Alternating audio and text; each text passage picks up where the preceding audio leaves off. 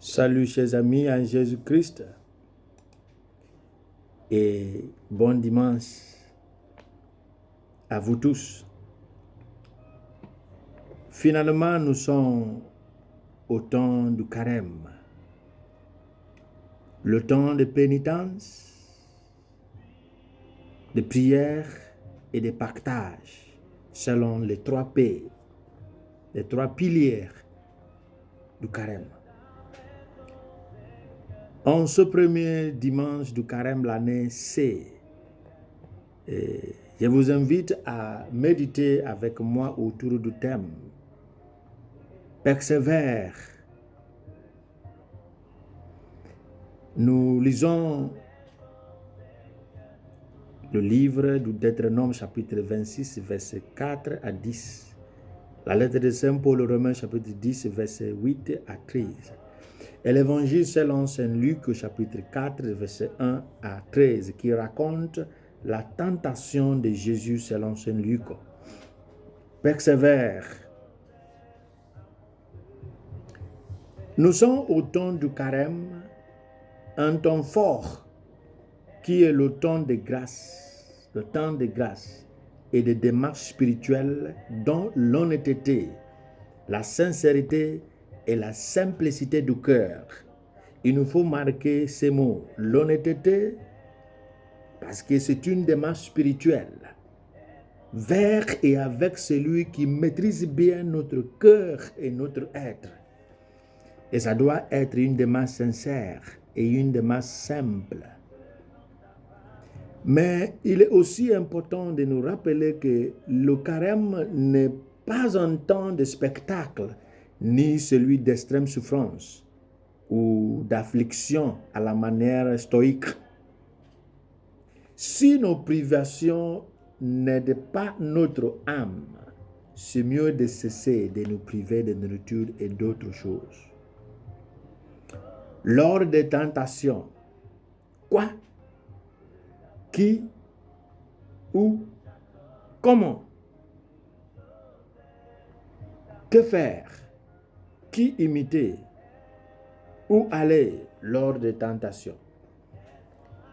Qui parle des tentations parle d'une force attirante. Nous invitons à faire des choses, à faire beaucoup de choses à l'exception de la vraie. La victoire face à la tentation dépend d'une part de notre capacité à faire les parts des choses et d'autre part de notre capacité à faire un choix décisif et à ignorer les oui-dire. Pour être victorieux face à la tentation, nous devons dépasser la recherche de la gloire personnelle et la honte d'identification avec notre foi. Durant ce temps de carême, nous faisons face à 2 extrémités de tentation et je les considère comme la tendance à ne rien faire et la tendance à trop faire. Dans la tendance à ne rien faire, nous serons tentés à limiter nos jours de jeûne et d'abstinence aux 2 jours de mercredi de cendre et de vendredi saint, jours obligatoires de jeûne et d'abstinence. Quant à la tendance à trop faire, nous serons tentés, bien sûr, à jouer des hommes forts en voulant nous affliger juste pour plaire aux autres, sans une vraie conversion. Attention aux 2 extrémités de tentation, la tendance à ne rien faire et la tendance à trop faire. Jésus est notre modèle.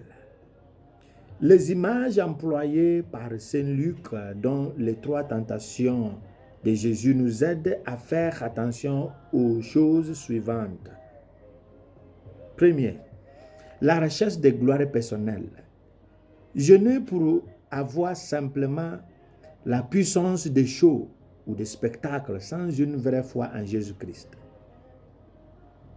Si tu es le Fils de Dieu, dit le diable à Jésus, ordonne à cette pierre de devenir du pain. Et nous maîtrisons bien la réponse de Jésus.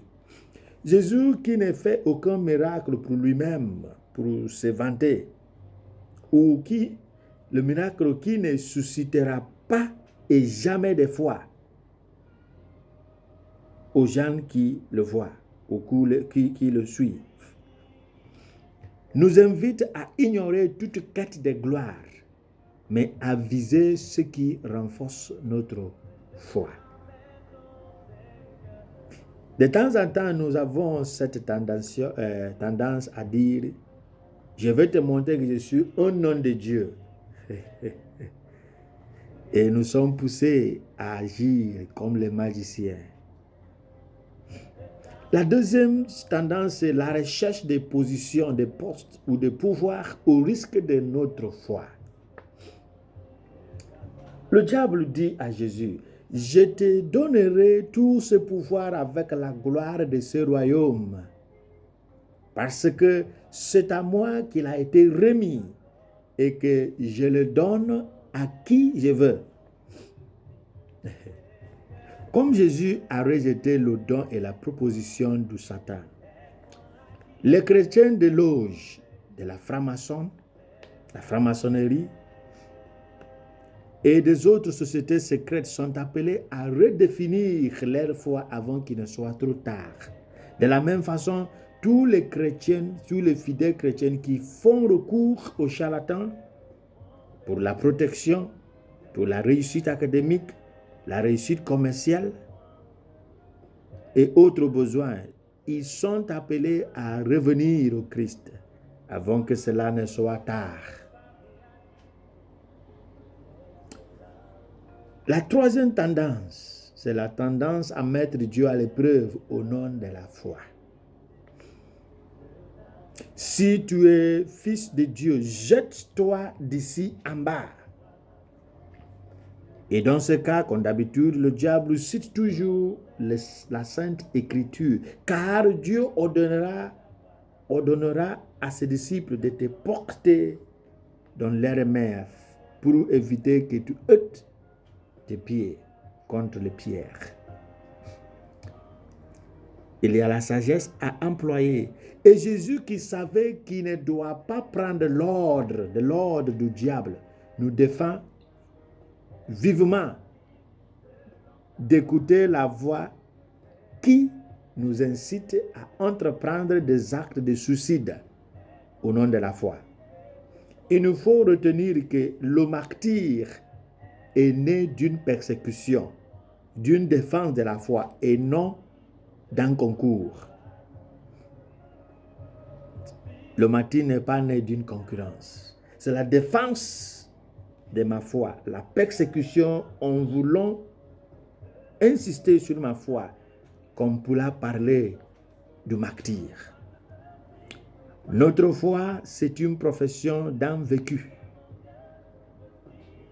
Et nous avons aujourd'hui le credo d'Israël. Mon père était un araméen errant. Il est descendu en Égypte. Et le Seigneur nous a donné cette terre. L'identité du Père. La souffrance, le séjour en Égypte, le cri, le salut et le don de la terre de Canaan. Ce credo nous est donné en ce premier dimanche du carême en essai, comme un rappel que notre foi est historique, est un vécu qui appartient à un peuple et non pas un récit déraciné ou un racontage d'une femme enceinte. Dans cette histoire, l'homme était dessus, afin que la puissance de l'Éternel fût manifestée. Cela nous instruit que, dans l'obéissance à la voix de Dieu, les temps durs sont des fois un chemin qui mène vers le salut.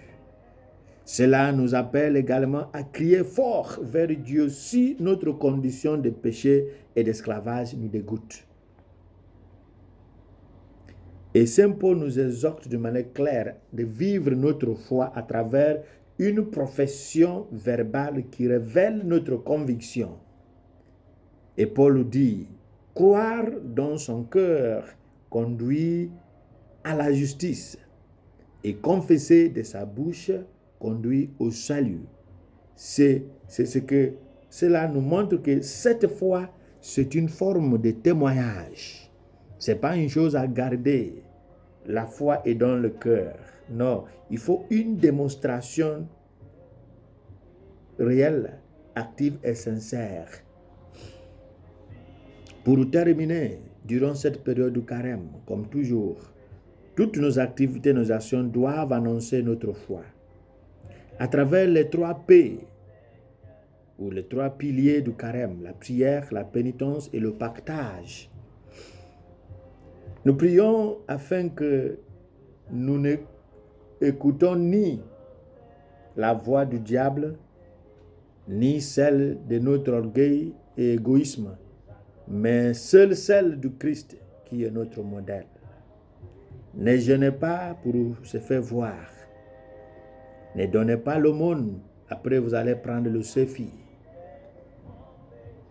Ne décidez pas de jeûner 40 jours et 40 nuits sans avoir la capacité d'une prière, la capacité de résistance, juste pour plaire aux autres. Si Dieu t'instruit et te donne la capacité de jeûner, Dieu merci. Mais que la privation ne soit pas juste pour plaire aux gens ou bien pour marquer l'histoire. Que cette année, j'ai jeûné 40 jours. N'oublions pas que c'est interdit de jeûner le dimanche et le jour de solennité, comme cette année, le 25 mars, l'Annonciation. Que Dieu, dans son amour, qui nous invite à persévérer, nous donne la grâce au nom du Père et du Fils et du Saint-Esprit. Amen.